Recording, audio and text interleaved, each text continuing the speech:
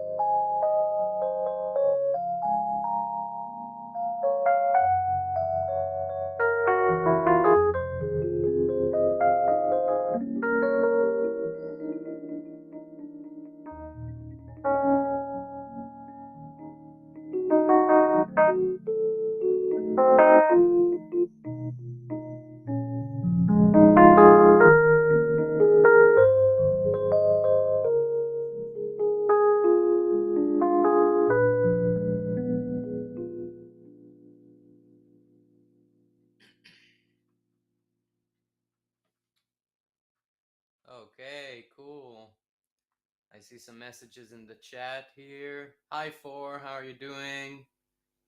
Good to have you here, as always. Sorry you can't stay long. All right. Awesome. And I see there's some viewers in.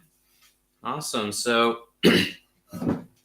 I'll just say thank you again for joining us.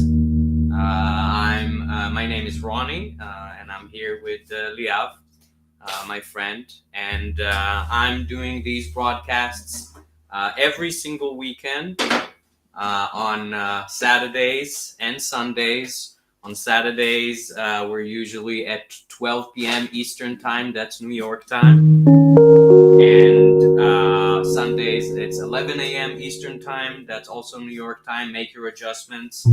We happen to be in Israel right now, where it's 7 p.m. Yeah, unfortunately or fortunately, depending how you want to look at it. Yeah, exactly. Why don't we start with? I mean, you can just introduce yourself to the people. Maybe move a little back so you can. Microphone. Yes, Okay. to the microphone. And I'm gonna. Okay. I can see you. You can see me. Good. Yeah, there you go. So I'm Liav Chopin. I'm a printmaker. Like my favorite composer. I'm a printmaker based in Haifa, in Israel, which is a city north to Tel Aviv. If you don't know Israel, it's like 2 hours. Yeah, Ish. 1 hour. 1 hour. 1 hour. Depends on the day. I mean, the hour. I always tell like in in American distances, when you say 1 hour, it's basically like we say like Tel Aviv and Ramat Gan, like it's super close. Okay. It's like they say, oh, I'm driving to the nearby city. It's just 1 hour. All right. And for us, like Tel Aviv and Haifa are far away, right? You don't. So far away. Not really, but it's Yeah, like yeah. yeah. So Ronnie is in my studio, so we had to do a bit of moving around all the stuff. Yeah. And he's gonna play some music like you always do, and I'm gonna work on a few things I have to do because next week I'm flying to Belgium and for a kind of a short residency, which is an artist residency where I go and I work on my art. I teach a bit. I do a talk about what I'm doing. I'm teaching a new technique. And I'll do a bit of that today. Maybe later I'll do also another print which is going to Finland for like a group exhibition. My studio is taking part of. And that's like if you that's like can you just give like so I mean I've known you for years and years and years. I've known you since we were teenagers. I think since the a bit before the army.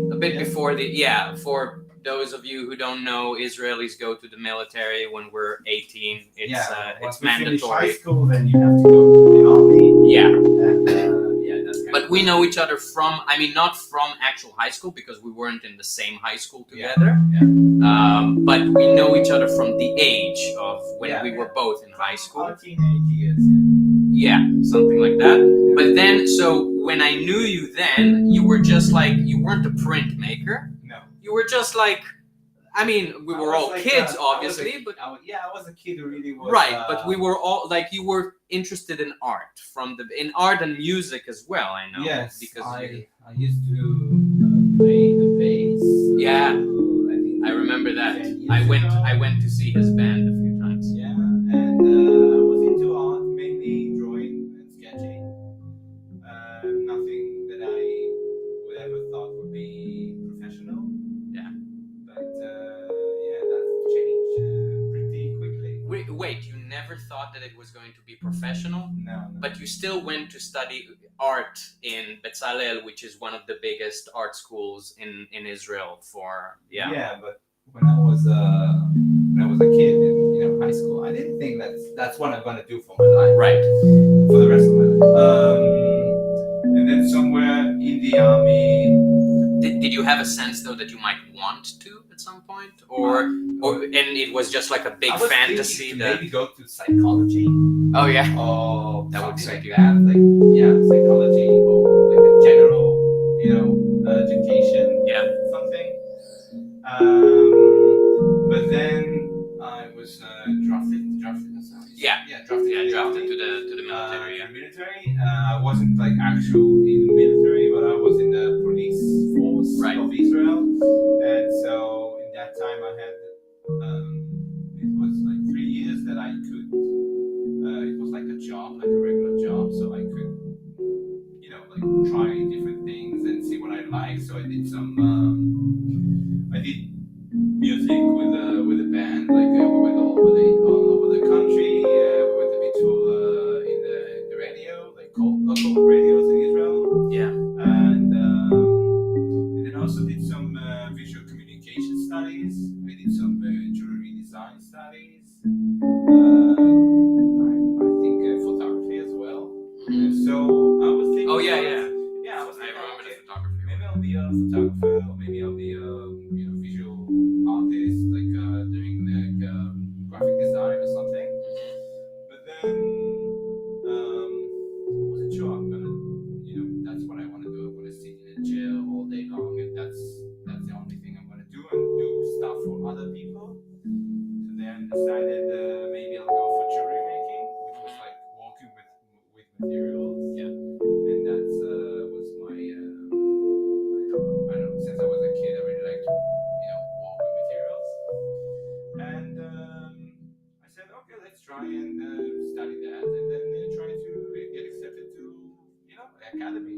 Right. So that was a fail, and they didn't accept me. Oh, like the music. Oh, the jewelry Jewelry academy. academy, Okay. yeah. Okay. So I went to What? Shinkal? Chicago. Okay. Yeah. Okay. So It's a name. It's a name of a school. Yeah. These are like Chicago is like a college for design and arts, and it's like one of the oldest academies in Israel for arts. Even before there was, actual. Shinkal is more for like design, right? So like fashion design, jewelry design. But you also have arts. Okay. It was originally it was like an engineering college, but then it was okay. Yeah. Right. Yeah, but then it became also an art and design. I think it's the part of design is strong in that college. But, Yeah. That's what I like. Yeah, my yeah. cousin studied fashion design there. Yeah. So I went there, and I was really naive and like a young kid. Yeah, I didn't know Like we much all about. were. Yeah. Some of Didn't us know still much are. about art, and they kind of like laugh at me when I came and show them what I did. Okay. I took a year to study jewelry making and like working with metals and working with different tools, and so I wanted to do some sculptural thing with jewelry stuff. I wasn't accepted for that either in Trinka or in Pizzolero, and then just at the end I said, okay, so what else? I already have everything. Let's try something else in one of the other departments. So I tried for ceramics and glass department. Yeah. It was the department for designing glass and ceramics, something like that. Nowadays it's a bit different. And I had a talk with the head of the faculty. It was really nice. And I don't know, like 2 months after that, I got accepted. And I moved to Jerusalem. I did my BFA. It was hard. Met my wife, and after I think the end of the BFA, which is a Master of Fine Arts, I just decided, okay, I'm not going to do ceramics. I'm not going to do glass. There's no point because. And you barely like I remember. So I helped you with some of those works, and it always seemed to me like you said, okay, so. I come obviously from a ceramic family, right? My mom is a potter, so I know what ceramic is. Yeah.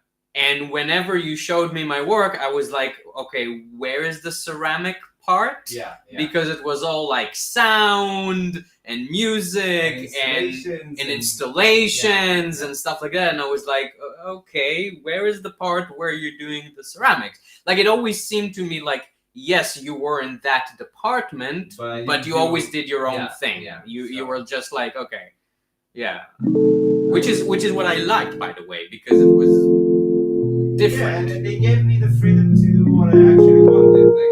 Which is very nice. It doesn't happen. I think now they don't let you do stuff that isn't ceramics. Maybe you just have to be a special person. All like very, very persistent. So I don't know. Depends. So yeah, they kind of understood. I think on my second year that I'm not gonna be a potter. Yeah, right. You're not gonna, like a glass guy. Because I like materials and I like to work with subject that surround materials. And so I went to my roots to sound. I went to photography and video and all those stuff. I worked with I don't know like fabrics. I worked with glue. I worked with microphones with you on a really nice project. So yeah, like and in the end of the BFA, I met this. She was the head of the department in Philadelphia. She's a really good friend of mine, and she of another school in Philadelphia. Yeah, like college. I think it's Drexel. I think that's the name of the college. I don't know, but might as well. I think so. So she came to do she came to a residency there in the academy, and we talked. We had a really nice chat. So I took her course in the screen printing that she came to do specifically on glass. And then I realized that I can't do stuff on glass and ceramics if I don't have any kilns.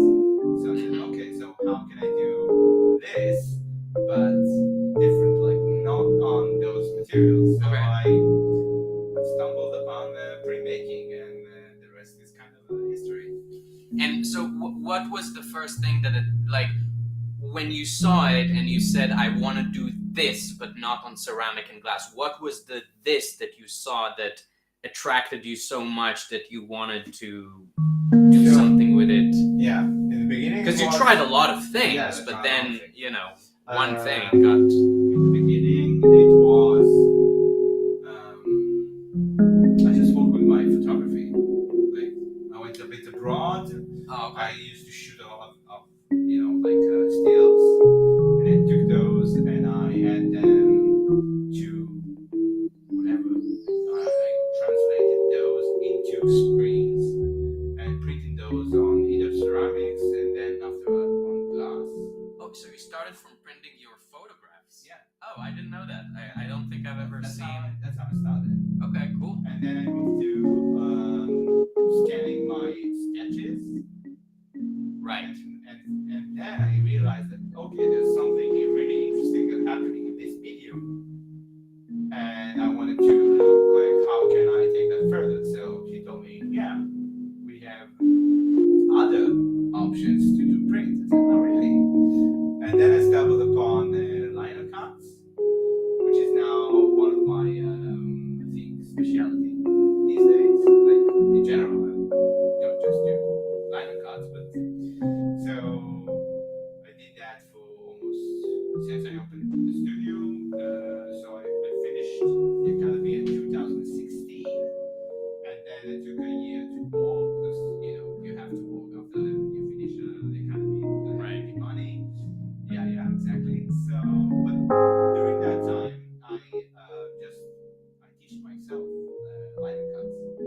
So for the first half a year, I only carved different materials to see how can I use that as my sketching material.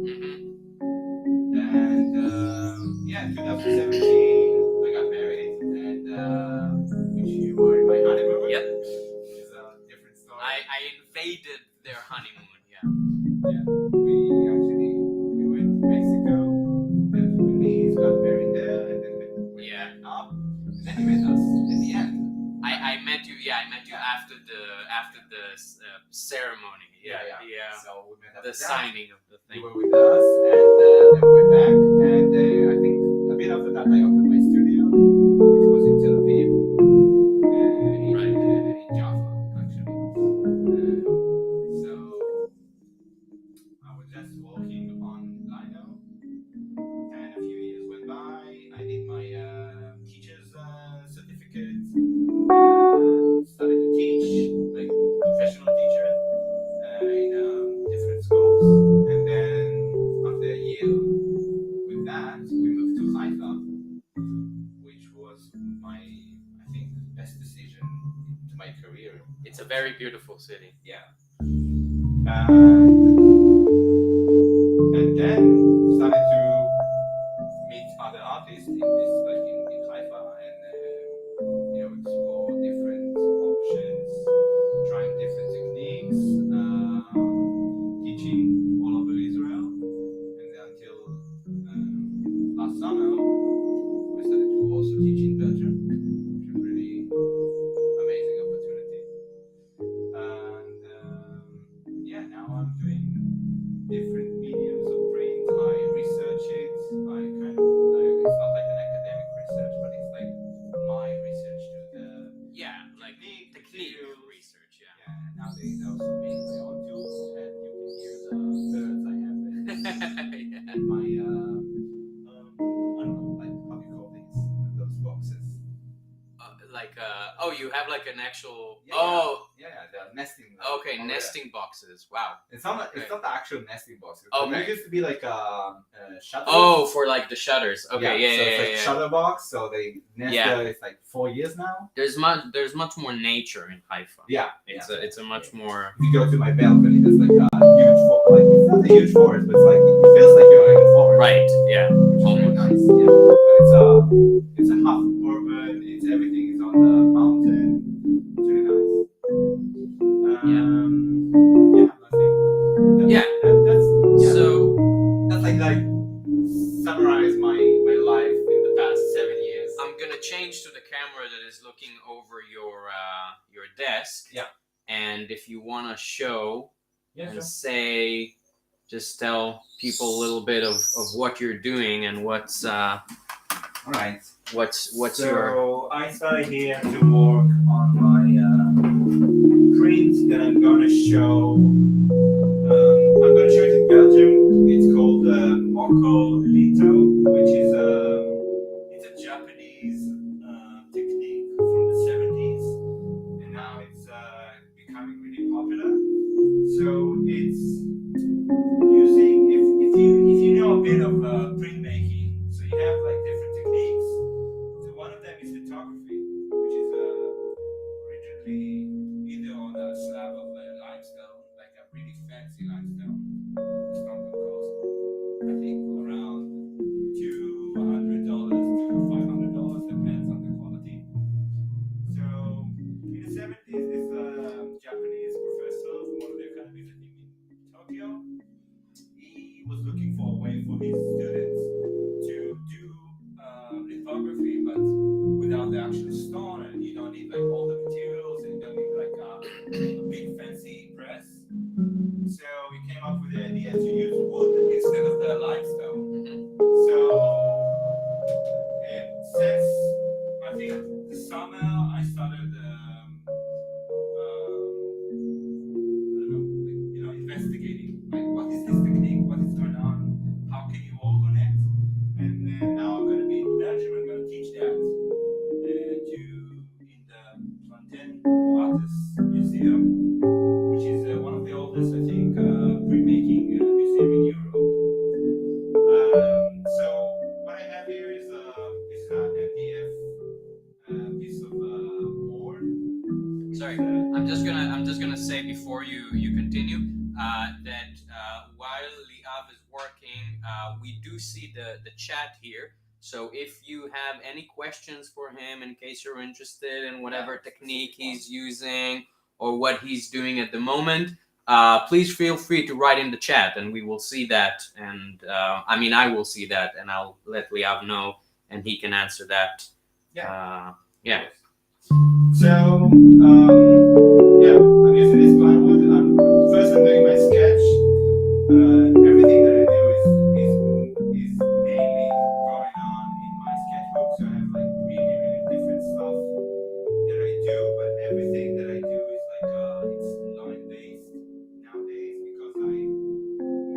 my sketches as closely as I can to be like printmaking. So now it's everything is like I think in lines, and this technique I need to also think in like how do you call it, like spots or like brush strokes, which is it's now different, but everything is kind of like the same thing. So I'm doing this landscape of a lot of my walks nowadays is these stones. I walk a lot with stones as a kind of allegoria to something else. So I'm doing these two stones on a kind of it's between a seascape to a mountainscape. I don't know myself exactly what's the image that I'm working on until like I actually print it. So You never know what it's gonna be until it's like I know, I know. right. You have an I idea know in I your have an head, idea, but but it's never as I imagine. Because that's the beauty of printmaking. It's like everything that you do is either on the opposite of what you do, or either like a complete surprise each time. So I did my sketch. Now I'm gonna work with different materials. One of them is this really nice solid marker from. It's like a black marker. Looks like a kids, crayon, but it's oil based, and everything here needs to be oil based. And I have this. This is an American company. It's corns. It's a liquid. Touch is like a oil, waxy based liquid. So I'm gonna paint with that. And my idea for this print is just to, in the course I'm doing, I need to show them like different ways to make a mark, which is, I think, that's the biggest question in printmaking. How do you make a mark? So I'm having my trays here cleaned a bit, as best as I can. And I'm gonna pour a bit of this liquid, which is, it has a bit of a different texture than the French one. This is Charbonnet. It's the same thing, but it's a different company. And I'm gonna mix that a bit. Also, the color is very different. This one is like light brown. Looks like a bit like chocolate milk, and the other one looks like a bit like I don't know, like when you mix all the colors together as a kid. It looks like that. it's usually like some sort of an ugly brown. And so this one is gray. So if you add a bit of black, usually it looks like that. So I add a bit too much. And also I'm working with some gloves, and that the reason is my fingers, we have fingerprints, and the reason we have fingerprints is because the finger, they make this kind of oily substance. So I don't want to have any fingerprints in my end print. So I'm gonna clean here a bit.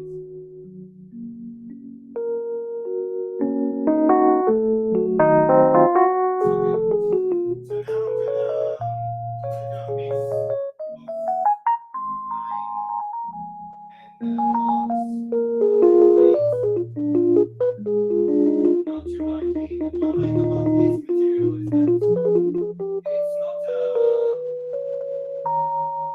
it's like a bit translucent, like transparent, the end result.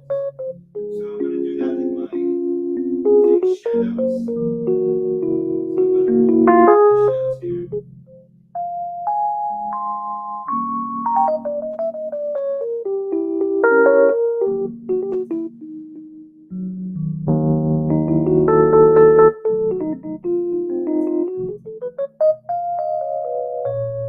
If you have any questions while I'm walking, don't be shy.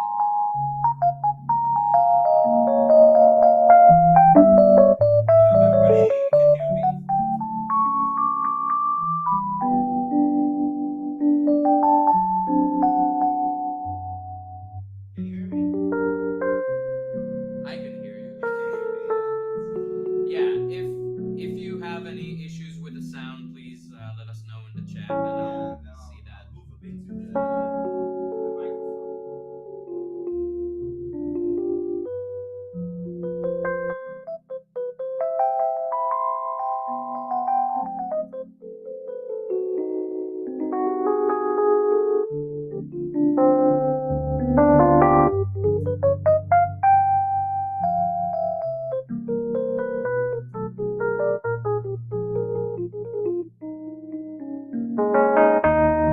You can't see me,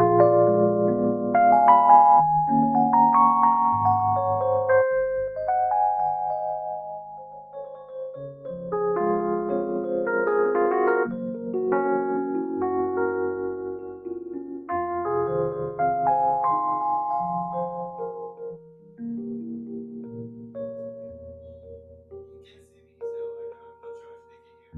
Anyway, so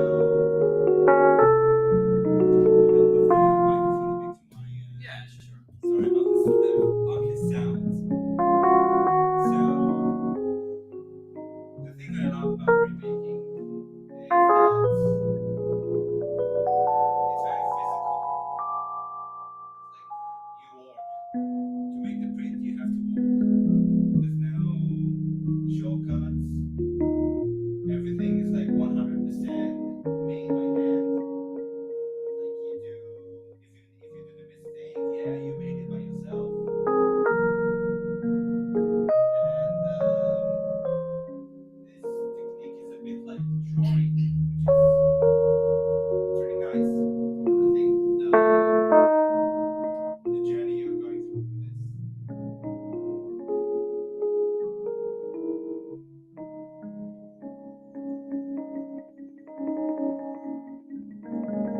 So I'm working with my sketch, but I'm not trying to be as accurate to my sketch as I can.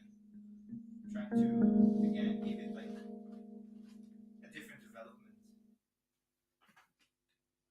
Ooh, it's quiet now.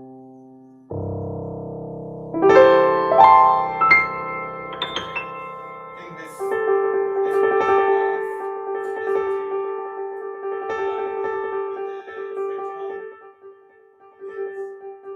It's a bit darker, so I have a bit of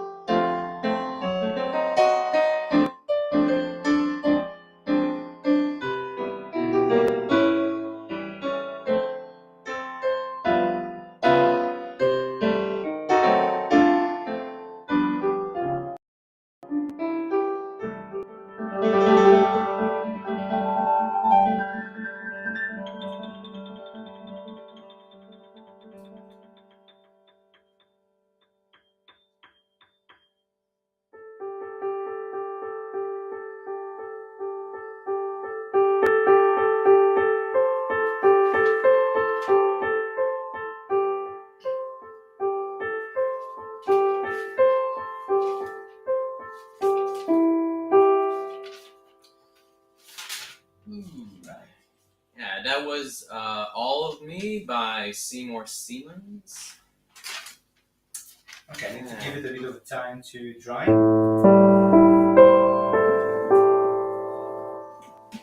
Yeah. Okay. Awesome. There you go.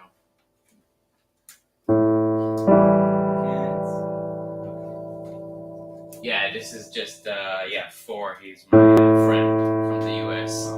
He used to. I think you saw his picture.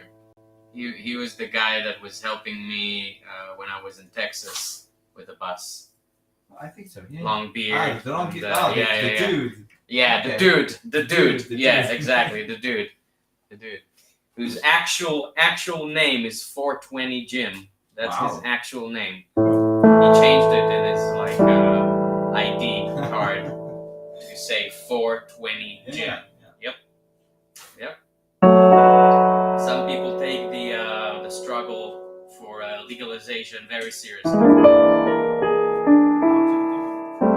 Yeah. So, I'm still trying to understand why specifically printmaking. I'm still asking myself that. Right. Okay. But I guess it's an unfair question also to ask an artist it's because a fair question. Always have to. I think you always have to ask, what are you doing? Why are you doing it? Right. And like you need to ask yourself. Yeah. As well. Yeah. It's like I also tell my and in a nice way, not like no, what are you doing? No, not like an angry uncle from from back home. Yeah, exactly. You have to ask yourself, like, why are you doing the things you're doing, and there's a point to it. Yeah. Like, I think that's something that every artist has to ask themselves. But I think for me, and I think you also read it once, printmaking is a journey. That was always, it will always lead you to somewhere you never expected. Okay. And it's a never-ending journey, which I really like. It's like when you think you know all about printmaking, then you got something new. Right. Yeah. So you have the history of printmaking.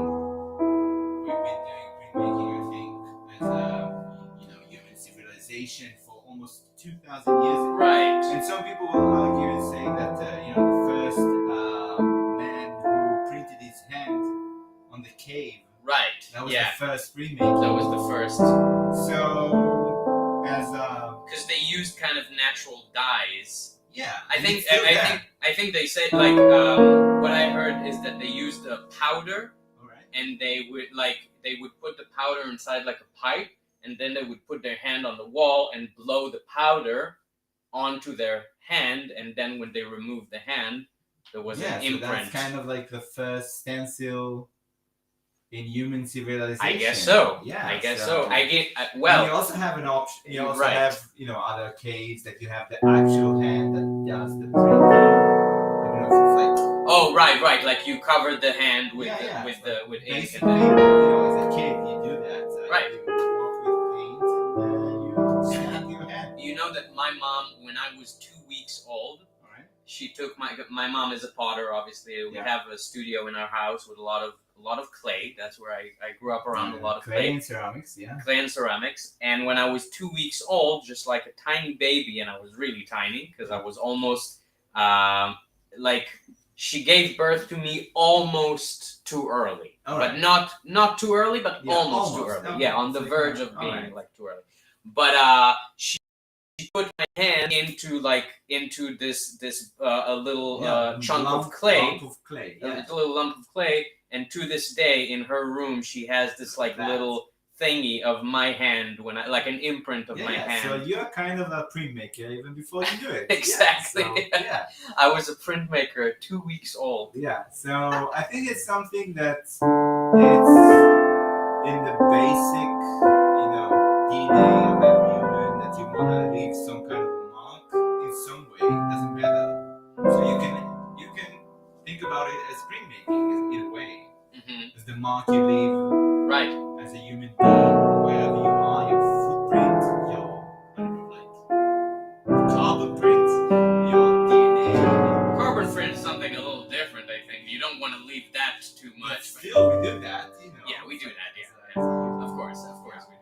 As a species, we do that too much. But let's not, Yeah, right. get into that. Yeah. But that action, I think, for me is also very. It's like a meditation, mindfulness. Interesting. Yeah, it's like It's very interesting that you're saying that. Okay, it's, I'm gonna it's say. Okay, for me, right. it's to deep, get like really deep into my own inner self, my memories, which I always come back to. Lack of memories, trying to figure out myself as a human being, as a person, as a friend, as a husband, as a son. Right. Asking myself always, like, how can I be better in my craft, in my art, in my design, whatever, in life even. Yeah. It helped me to, give a structure to my life. Is like what I do in printmaking is really helped me to be a better person, I think. But that's like philosophical kind of way to look at it. Yeah. But I do it because it gives me the freedom to use, my toolbox that I still learn to use. Things I used to do as a kid, things I'm still doing. It's a toolbox, and you learn stuff. You learn how to do stuff. And printmaking helped me to take everything that I learned and put into one medium. You have it. Right, because you mentioned before how you started from the photography and the sketches, which So, I've always known that you like. Yeah. I remember that you For used me, to do everything sketches. feels like the same thing. Like drawing, sketching, Wow. music, photography. Everything is the same thing. It's like, but the material is different. And we didn't. I mean, it's funny because we never. I was just thinking about it like the other day that we're good friends for many years, but it's not like. I mean, sure. I mean, I've seen your work, I've seen your exhibitions, and you have been to my concerts or you've seen videos of me online. But I don't think that we ever discussed like our internal process of how we make the art that we make. Like internally, how do we experience it internally as people, as artists?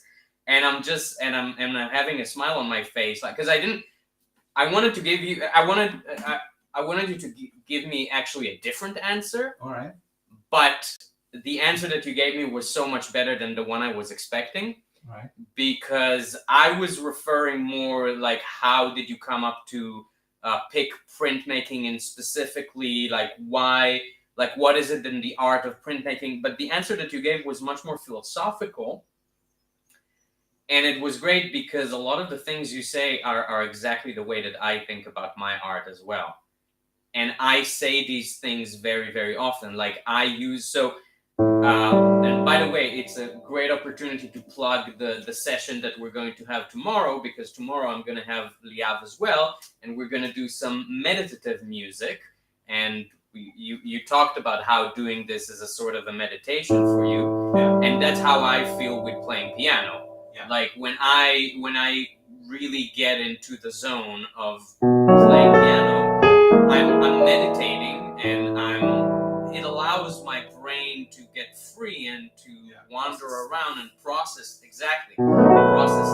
But you can do it because you've been doing it for quite some years. Not everybody can be there. No, it's zone, let's call it. It's true. It's true. You need, but it's the same thing with you. I mean, you need the technique that you are doing with your printmaking in order to be able to really get into it. Like you do your research, and I think we all do. And I think it's not even like we see it as something fun because it enables us to even go deeper into the meditation that we do when we do the art, like when we know the technique. Yeah, right. And the other thing I say often, which is exactly what you just said, is that I always say that to me, everything is music. Okay.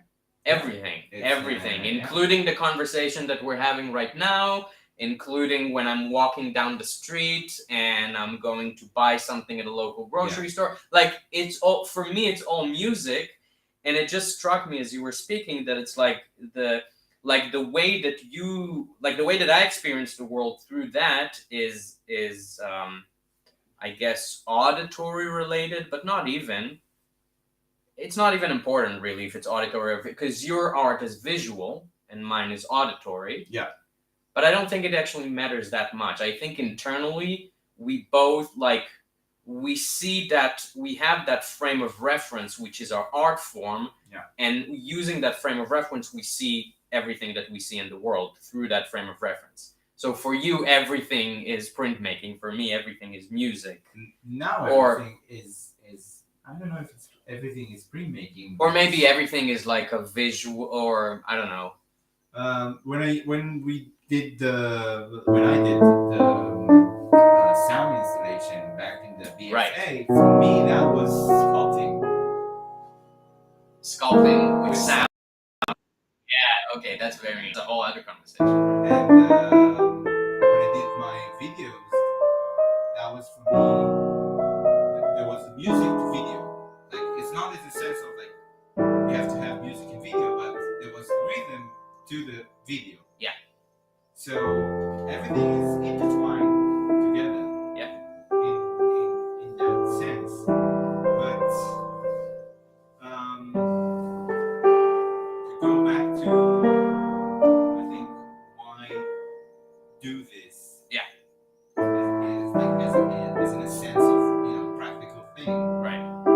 So it was, I think, for me, it, like I said, okay, I don't have any space to do sculptures. Right. And printmaking enabled me to not take so much space as a sculptor would take. Fair enough. So trying to be, compacted as I can in my art form. And one of my teachers told me, I have a feeling you're not going to be a sculptor. Okay. And I said, I think you might be right. Because even my sculptural things were looking more like painting, but nowadays everybody tells me that my prints, they look like sculptures. Interesting. So again, everything is coming, right. Well, it's all the same thing, as you said. Like, same thing. The categories that people put on it are just like, I mean, I always say it's not the job of an artist to define their work, it's the job of the critics. The critics come later and they say, oh, this is a sculpture and this technique and this is whatever, but for you, this is a print and whatever this is. But in printmaking, you kind of need to make the distinguish between this type of technique and the other one. The combination, it's like we are very proud as printmakers. We are very proud of the technique we're using. Like, I'm a lithographer, lino cuts artist, or I'm a Mokohanga. Yeah, but that's just artists being artists. I think like nobody else. Like what I think is like nobody else really cares other than the people who are doing the art. Yeah, for sure. Yeah, which is it's the same as musicians. Like argue right, like you would hear, oh yeah, I'm a jazz musician, this kind of, yeah, whatever. I mean, but for people, it's just jazz players that they play jazz for themselves and not for the people. Right, right. And they're also very proud by it. Yeah. I had a teacher who was jazz. Yeah, they're very. Sometimes they can be like very. He was a bit snobbish. Yeah, right. Like really proud of himself as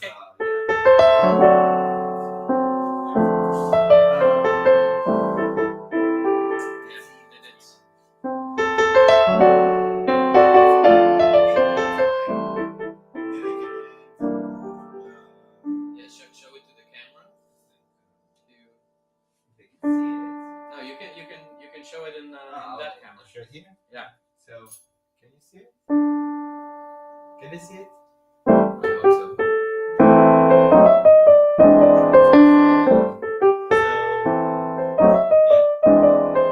I'll let it a little bit more, and then I'll do the black lines.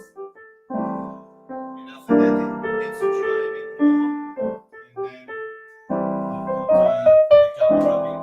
Not this one, but the other one I had. And after that, I'll do some printing on the etching press that I have here.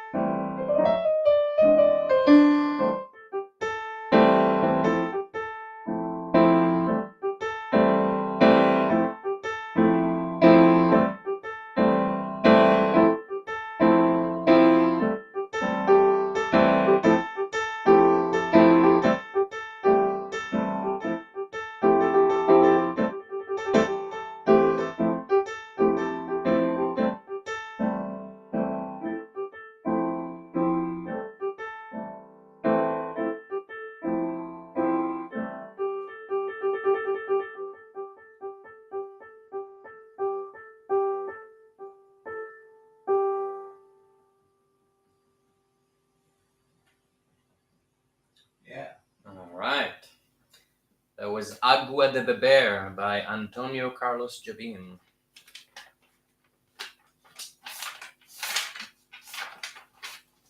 Okay. I think I'm done with this one.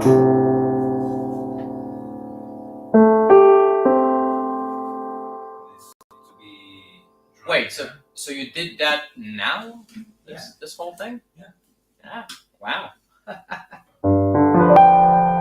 mean, I don't know why I'm surprised, but So the thing is, I'm working a bit differently from my some of the people I know.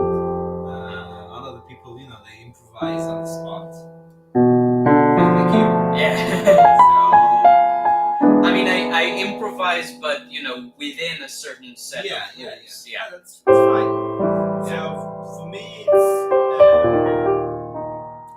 like this specific technique is like very unexpected. So I need to know what I'm gonna do. Yeah. So I have to have a kind of a, I need to have the sketch to know what I'm gonna do. I'm not gonna sit and just like fiddle around with the. Yeah. Do they see the sketch in the camera there? Can you put it so that? Oh yeah, I think that yeah. I think you can put it on the. So and you just made the sketch with this. I didn't actually. So I see use what different tools. I used the Tosh I told you before, Right. which is it's like it's this waxy liquid. I have like from two different companies. One is an American one.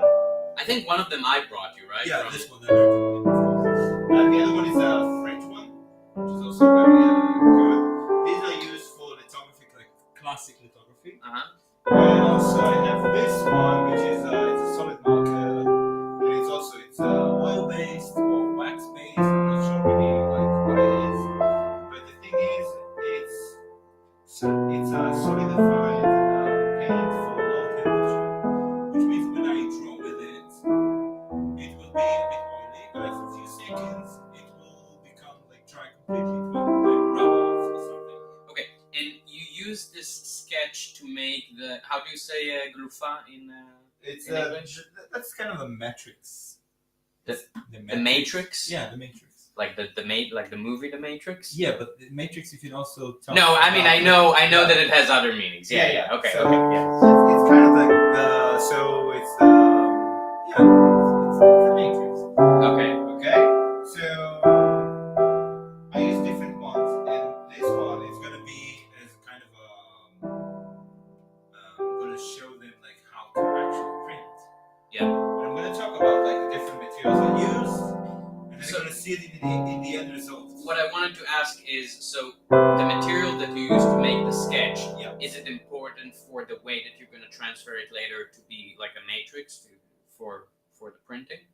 Because you do the matrix on what? On a slab of wood, or like what are This you doing? specific technique is on it's an NDF cardboard. Right. It's Okay. like a board. It's not really wood. It's like condensed wood. It's green, and the green one is like it's used for like moisture and water. So if I need to use water on this, so I don't want this material to expand, and it become like mushy. Okay? Yeah. But this one it keeps pretty well the moisture. It doesn't absorb it. So you're gonna make the print with this thing. Yeah. Okay, that's the part that I didn't understand. I thought there's another stage where all the things I used are oily or waxy, which they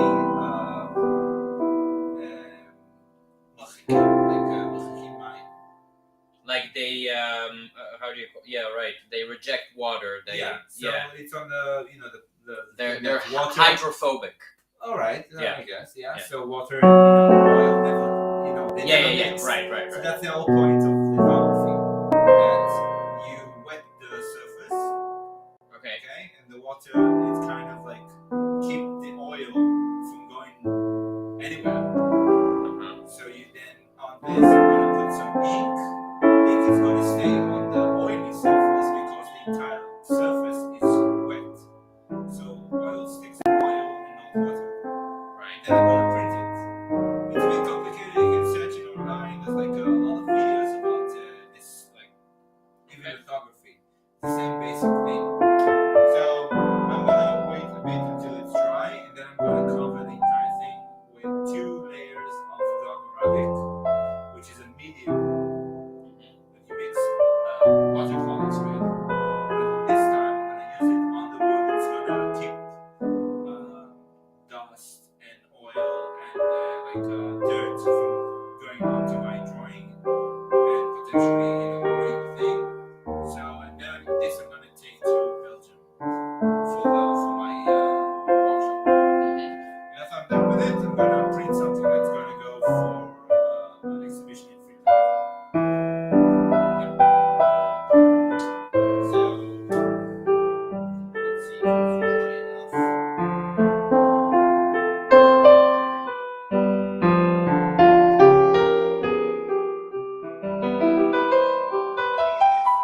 Just to be sure, what I'm gonna do now is I'm gonna take some talcum, not really talcum, it's more of a corn flour. Okay, I'm gonna dust it with that. It's gonna keep, all the oily stuff on a separate layer, and then I'm gonna put the Arabic layer.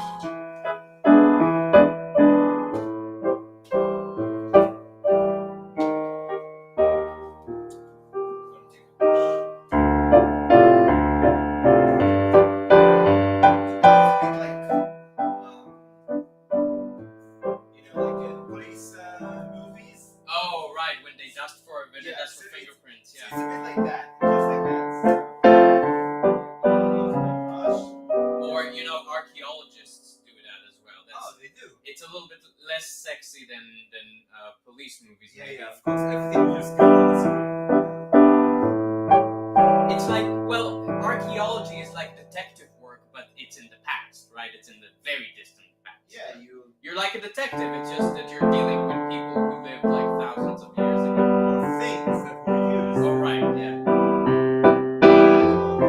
Yeah, I actually had a course in archaeology. Yeah.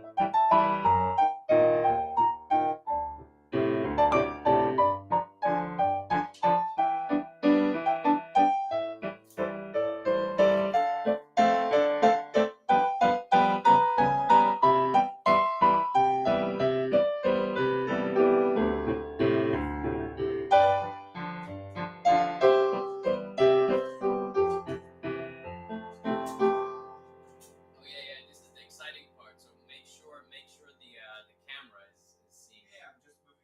Oh, okay. Sorry, I got too excited You got because too excited. Yeah.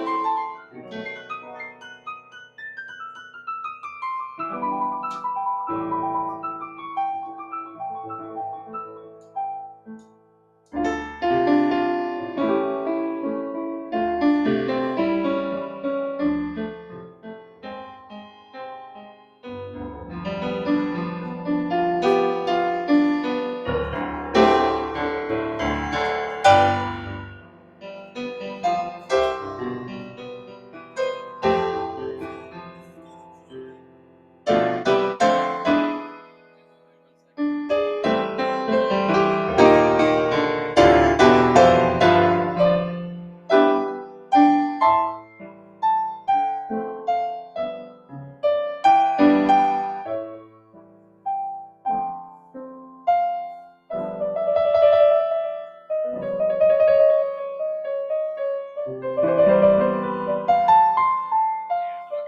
sorry.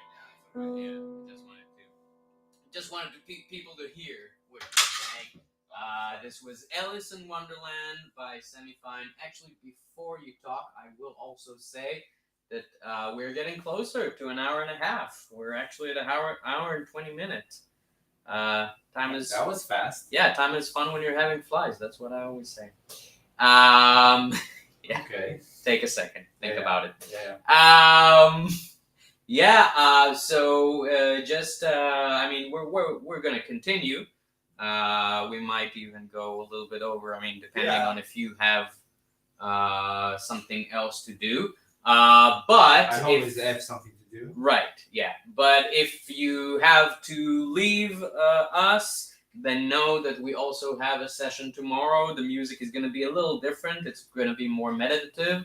And it's going to happen at 11 a.m. Eastern Standard Time. That's New York time. Make your adjustments based on wherever you are in the world.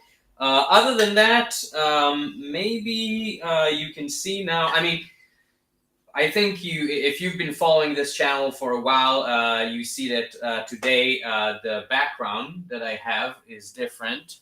Actually, gonna And better, if I may add. Yeah, it is better. I mean, I was using the previous background was made by DALL-E, which is the artificial intelligence that is now powering everybody. Well, yeah, I mean, so if right now you can use Bing now to generate images, and those are supported by DALL-E.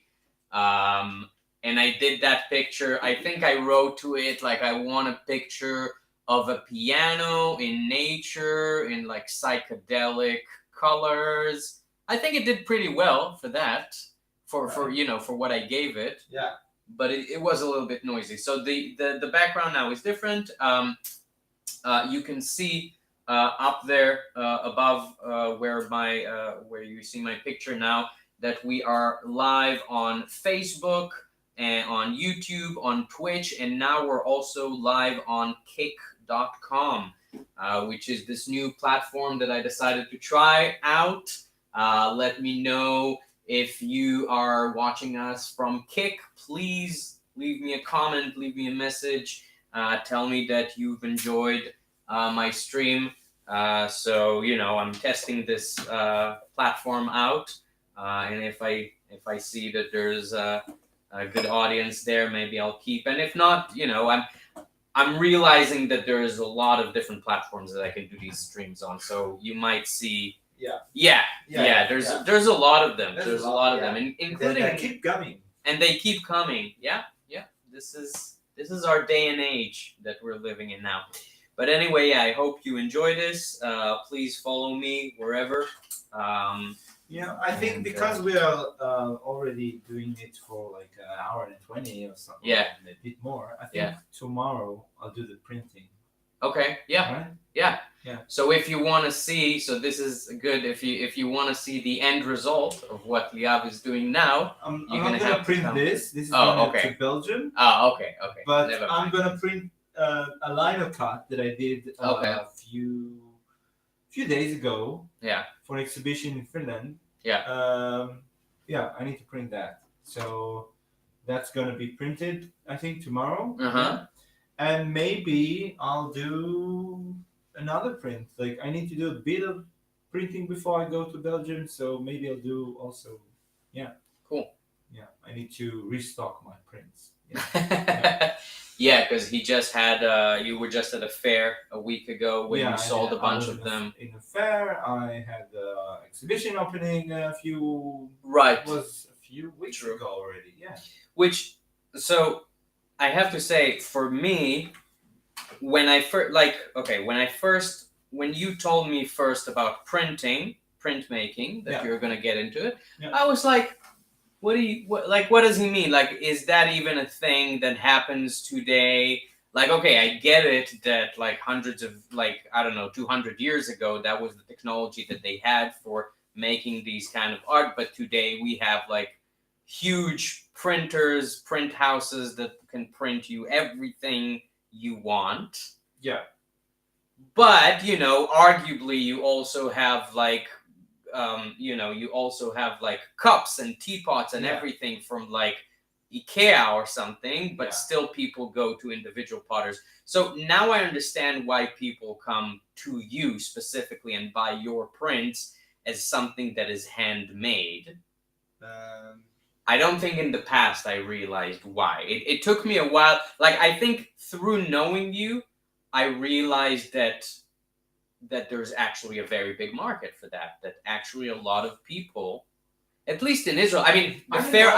I was in the fair that he was I don't last know if week, it's and a it big. was I don't know if it's a big market, and I don't think that people came specifically for hand printed prints. no. But while they were there, 80% of the things in the right? fair were like digital prints, and Oh, okay, maybe 20% of that thing was hand printed, okay, and even I think maybe from that um, 20%, Mhm. maybe 5%, which is who I was, maybe Yeah. 5% is like actual hand printed in a press. Right.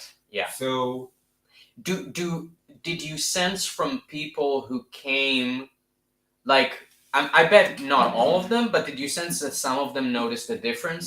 Like, did somebody say, "Oh, that guy is doing something that is handmade versus like just I'm not sure okay"? because some of the people they asked me like, "Are you doing this specific technique?" And they knew what Oh, okay. like Yeah. there's a visual expectation of some prints when you see them. If you know the technique, if you know, know, yeah, like, yeah, yeah, if you've seen works in the past, yeah, and but um,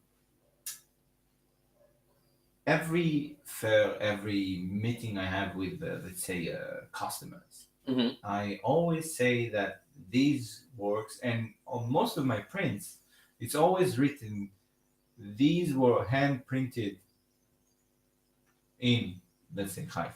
right, okay, It's like it's not like printed in a printing like in a like a in a digital printer. right, like in a yeah, Nobody pushed the button. It's right, like it's me doing the drawings, doing the carving, yeah, putting the ink, yeah. and then like working the press like you know. And I would bet that for people who are buying your stuff, even if they don't know the specific technique so well, I bet this is something would like it makes it extra valuable for them. Because I sense that people nowadays, like, we live in a kind of a culture Like that fast we can. culture. What's that? Fast culture. Fast, and we can get anything. Yeah, anything we want. anything, Like, anytime. especially a lot of people watching this stream are in America. In America, you have Amazon. Yeah. You can go on Amazon, just click, click, click, click, and you get That's it it, and it delivered sends to you your a door door, like yeah. the next day. Yeah. But then it's all very like it's all the same. And Like, and do it's- you actually enjoy what you buy in those 5 or 10 or I don't know, take Yeah. you like half an hour? Do you actually enjoy? I mean, if I bought it for a specific function, then yes. Yeah, as a function, yeah, but But no, but it's not like. But yeah, that's the thing that I think that people seek nowadays, something that is personal. Yeah. That they can buy it and they can tell the story. Oh, I went to this fair and I met this guy. He does these prints by hand.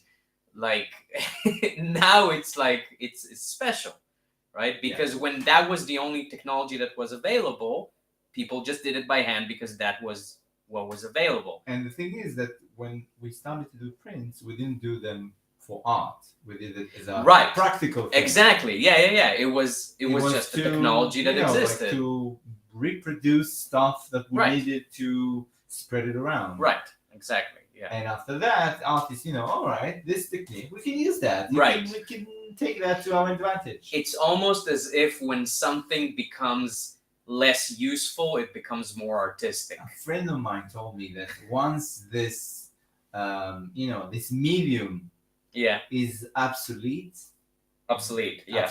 then it's really free. Yeah. Mm-hmm. It's free to be whatever it needs to be. Yeah.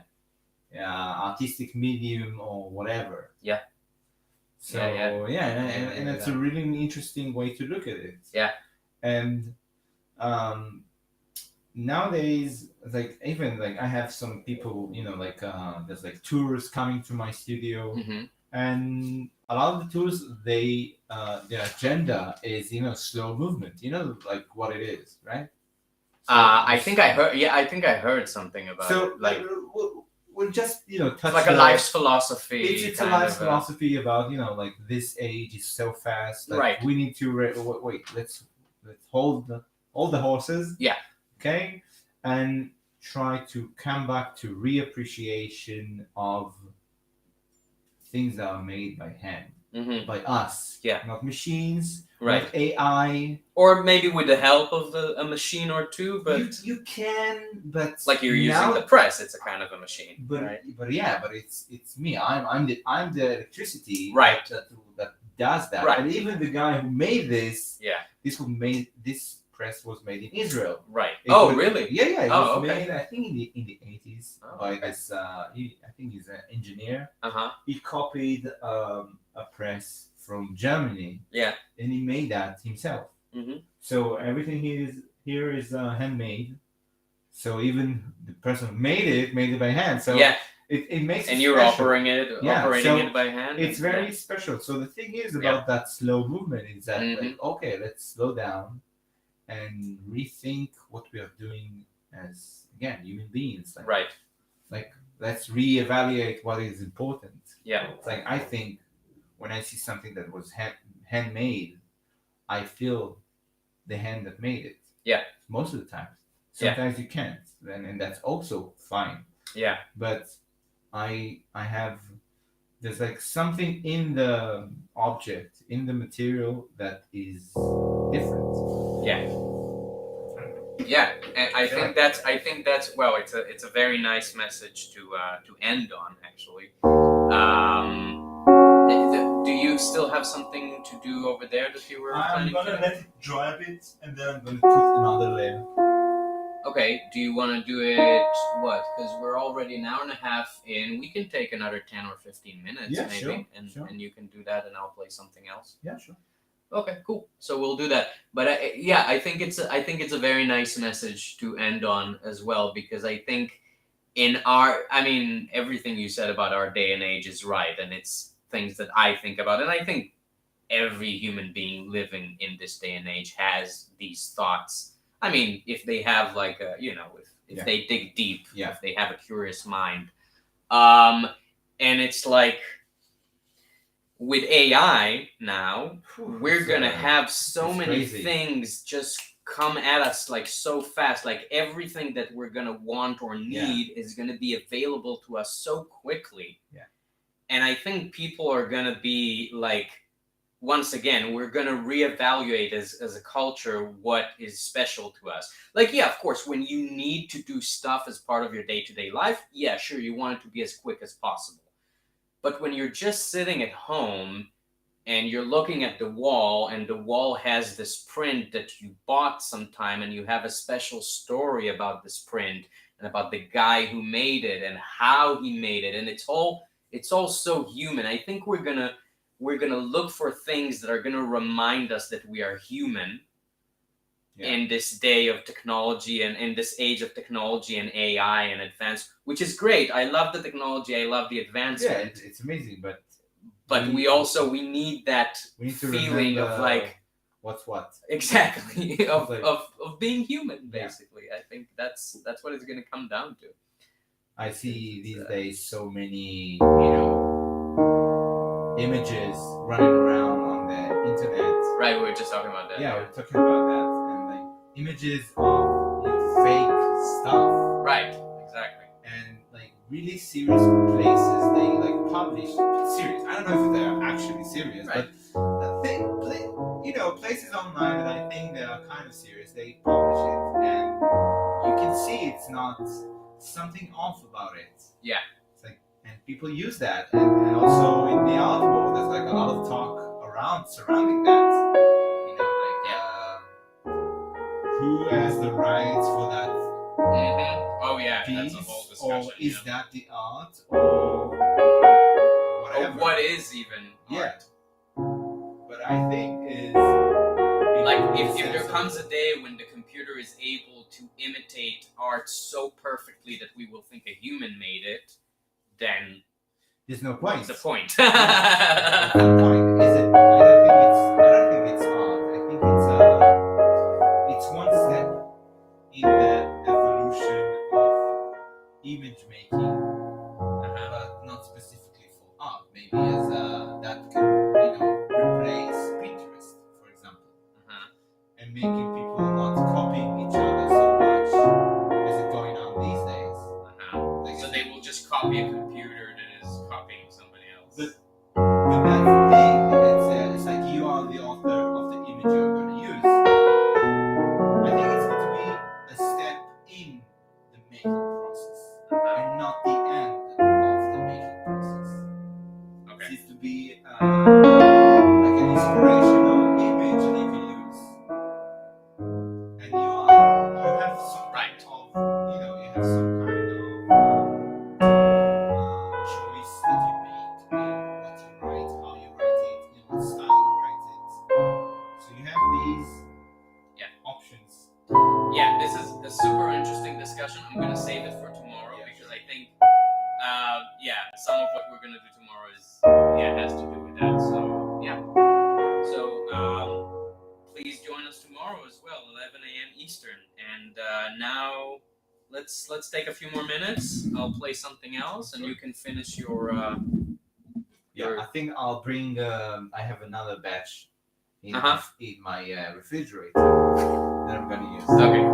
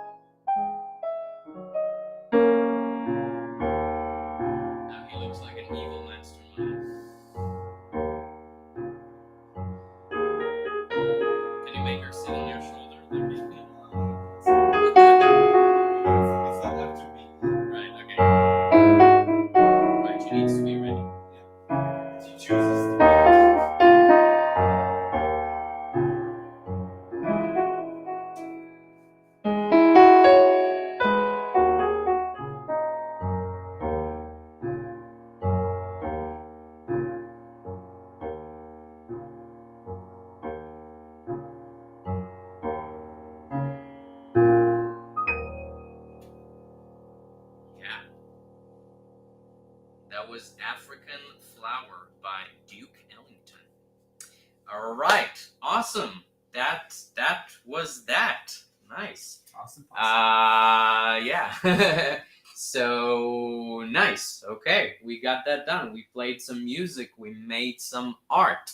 We're gonna continue making art tomorrow. So join us at 11 a.m. Eastern Time. That's New York time.